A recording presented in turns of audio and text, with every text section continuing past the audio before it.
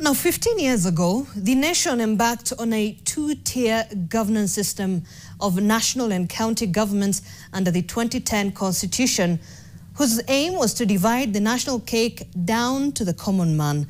A decade and a half later, and with a blend of fair and foul stories to tell, the promise of devolution is still yet to fully take off.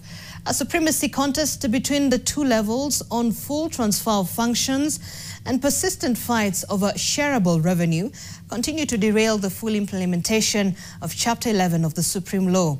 Kevin Mutai reports that even more confusion has been witnessed in their 1,000 days of Ruto.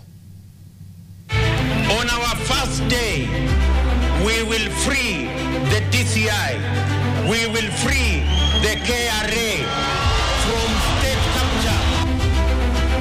I can account for every day of the 1,000 days. President will now waive it. Kenya's progress on devolution dates back 15 years ago during the promulgation of the 2010 Constitution. This marked the beginning of a journey towards a more inclusive and equitable system of governance. But more than a decade later, actualization of devolution has been a facade met by lack of political goodwill to allow for full transfer of functions to county governments. So many people did not want to hear about devolution. And we said you get the devolution, you will bring units down. There's a national government and a county government. The Constitution created 47 devolved units to facilitate the transfer of resources and ensure service delivery closer to the people. According to Grace Olo, a governance and development expert, counties are still struggling with achieving the full implementation of devolution as a result of the bottlenecks created by the national government. Nearly 90% of the functions and the resources are still held up at the national level, whereas most of the functions are being done at the county level. So this does not even give us the opportunity to see the ability of the county government to serve its citizens fully. Governors still feel that the governance structure is still centralized, with most powers domiciled at the national level, despite their constant push to have both functions and resources for counties. The county bosses argue that the suggestion was to allocate a minimum of 450 billion shillings in the 2025-2026 fiscal year against a National Treasury's proposal of 405 billion shillings as compared to that of 417 billion shillings from the Commission on Revenue Allocation. The Senate has actually passed a recommendation of 465. In the broad-based memorandum of understanding between the Right Honorable Raila Odinga and His Excellency the President, a minimum of 450 billion shillings to counties in this fiscal year was what was suggested. A Gazette notice number 219, published by the Intergovernmental Relations Technical Committee, indicates that more than 500 functions are yet to be transferred to counties. The notice reads, and I quote, "The two levels of government shall consult and cooperate in the process of the transfer of resources to support implementation of the functions. In performance of their functions, the two levels of government shall be guided by the national values and principles under Articles 10, 175, 189, and 232 of the Constitution."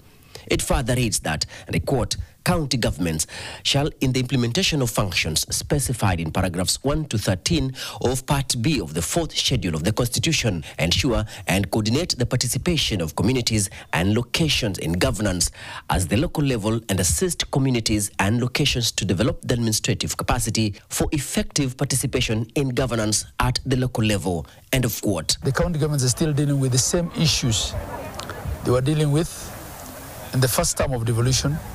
Some of the more than 500 functions agreed on by the IGRTC include health services, education, trade, county transport, and agriculture, among others. The Intergovernmental Relations Technical Committee has finalized the unbundling, delineation, and transfer of functions in line with our directive last year. There is no point then of unbundling and costing and transferring the functions if the attendant resources are not transferred.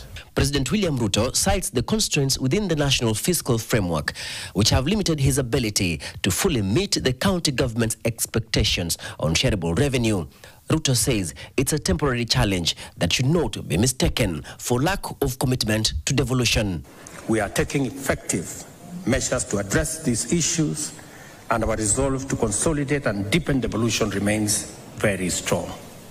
To this end, we will complete the transfer of all devolved functions. The president pronounced that he will be paying part of the community health functions. And if you look into deeply, community health champions are being used as political tools for during campaigns because they are all over the country. So if the president has parts of the, because you're asking, why don't the president release that money to the county government to pay the health champions, because they're directly working with the county government. And I don't think Honorable Duale can solve this without the help of National Treasury.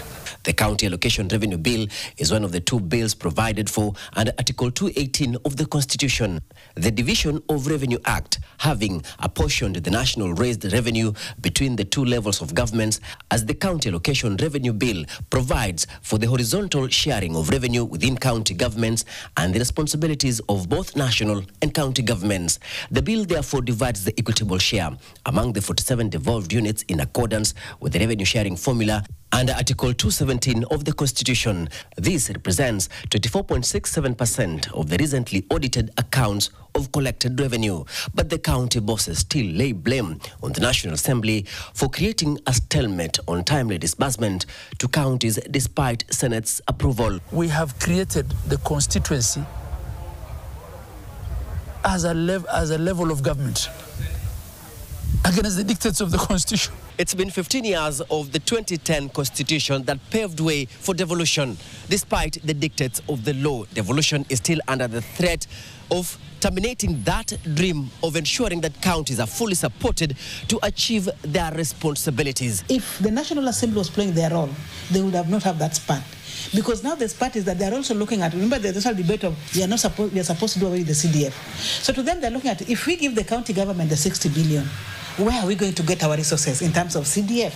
The recent clash between MPs and governors involving the 10.52 billion shillings roads maintenance levy fund landed in court, the High Court delivering a ruling in favor of the counties. The judgment by Justice Lawrence Mugambi declared that the decision by the National Assembly to exclude county governments as beneficiaries of the RMLF was unconstitutional and an infringement on devolution. But the law is very clear. You know, Kera and Kura pre-existed the Constitution. Now, in the devolved system, there's no need for a CDF. CDF should be the responsibility of the county government.